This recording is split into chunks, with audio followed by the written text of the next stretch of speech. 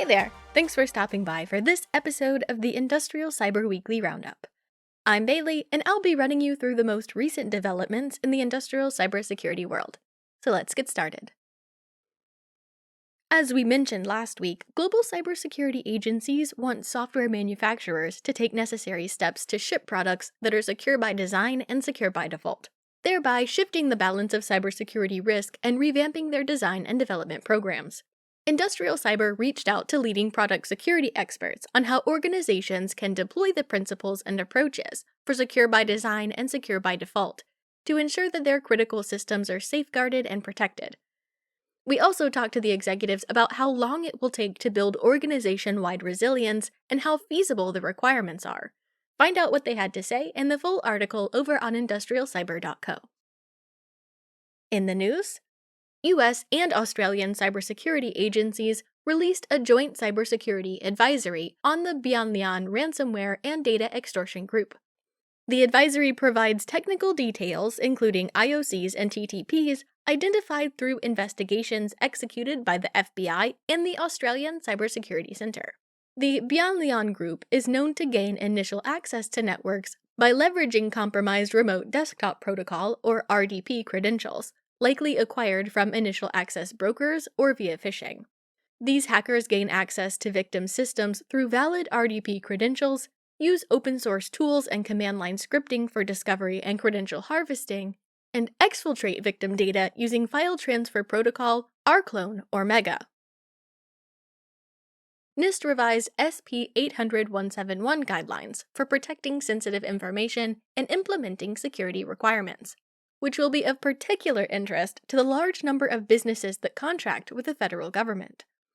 Following last week's update of its draft guidelines for protecting sensitive unclassified information, the NIST announced that it will host a webinar on June 6th to provide an overview of the significant changes in the document. The agency initiated action to help federal agencies and government contractors more consistently implement security requirements.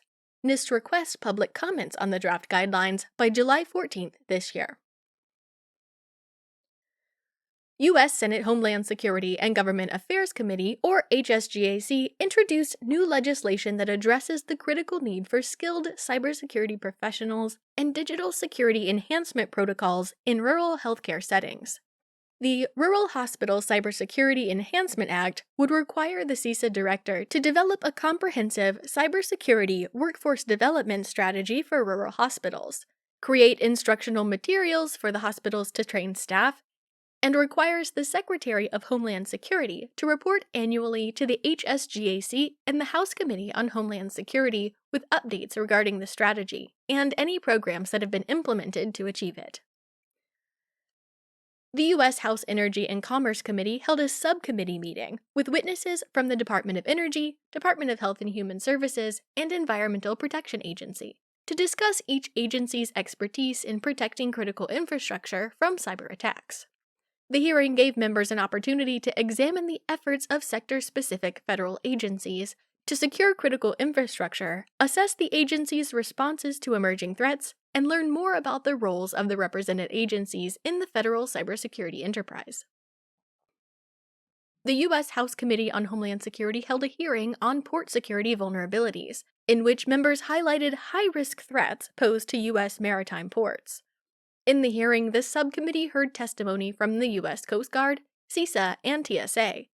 The hearing came in light of adversaries such as the Chinese Communist Party working to undermine and infiltrate U.S. critical infrastructure and conduct surveillance operations on American industries.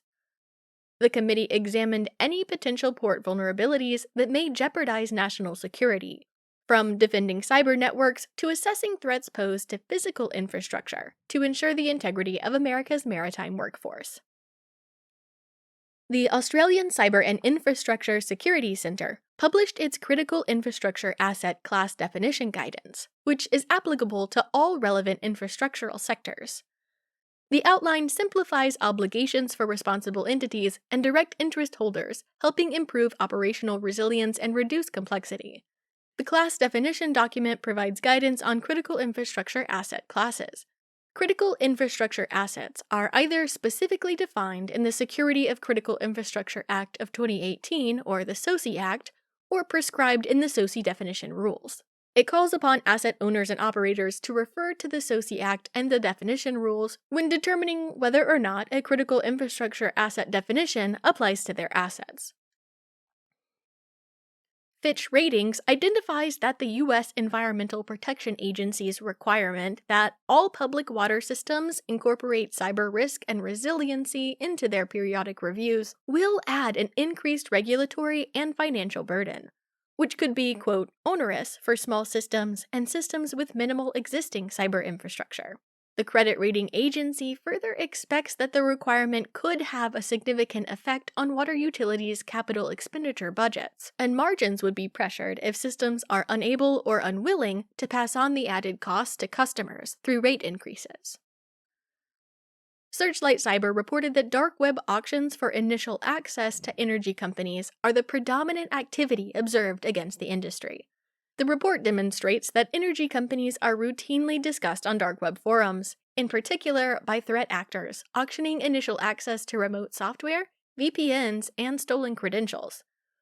While they are primarily exploiting corporate infrastructure, ICS and OT infrastructure are also in the firing line. Analysts also observe threat actors discussing ICS systems and sharing resources to help others conduct attacks. Cisco Talos researchers discovered a new ransomware actor called RA Group that has been operating since at least April 22, 2023. The team assesses with high confidence that RA Group is leveraging leaked Babuk ransomware source code and is, quote, swiftly expanding its operations. The group is said to have so far compromised 3 organizations in the US and 1 in South Korea across several business verticals, including manufacturing, wealth management, insurance providers, and pharmaceuticals. Nozomi Networks rolled out Vantage IQ, an AI-based analysis and response engine designed to address security gaps and resource limitations in mission-critical operational infrastructure. The Vantage IQ offering transforms modern threat detection and remediation with AI-assisted data analysis that helps security teams reduce cyber risk and speed response. Available as an optional add-on to Vantage, Nozomi Networks' SaaS-based security management platform, Vantage IQ uses AI and machine learning to help security teams do more with less, by automating the time-consuming tasks associated with reviewing, correlating, and prioritizing data. A National Academies of Sciences white paper revealed that control systems have no cybersecurity, and some are intentionally built to be open for ease of remote access. The paper said that, in effect, control systems can be an open door to otherwise well-protected IP networks. They can also be hacked and their data signals compromised. The situation can leave entire facilities vulnerable to devastating attacks, even if they have rigorous cybersecurity in place, demonstrated by multiple recent cyber incidents that have left various corporations completely incapacitated. This week, Industrial Cyber sent out a survey to get your thoughts on this podcast. If you have a moment, we'd love to hear from you and see what is working for you or what we could change or improve to best add value, save you time, and keep you up to date. That wraps up this week in the industrial cybersecurity space. Do visit industrialcyber.co for in-depth stories, industry news and events, and related resources. And I'll see you here again next week.